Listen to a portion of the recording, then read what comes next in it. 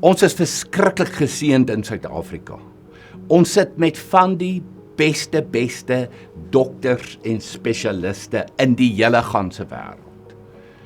Ons sit met van die beste prokureurs en advokate in die hele ganse wêreld. Ons sit met van die heel beste ingenieurs in die hele wêreld. Ons sit met topsakemanne en topsakevroue in Suid-Afrika, in hierdie pragtige land van ons. Wat het hulle almal in gemeen? Dit is eintlik vreeslik eenvoudig. Almal van hulle was 12 jaar op skool gewees. Almal van hulle is gevorm en geslyp. Hulle fondament is gelê in skole iewers in Suid-Afrika. Vir 12 jaar lank is die fondament gelê. So my liewe onderwyser moet nooit weer wonder oor wat jy doen by 'n skool, of wat jy maak by 'n skool, of wat jy maak wanneer jy opoffer, en wanneer jy swaar kry, en wanneer jy moeg raak nie.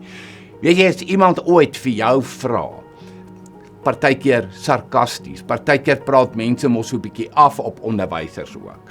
Jy weet, wat maak jy nou eintlik in die onderwys? Dan sê jy vir hulle, weet jy wat maak ek? Ek investeer.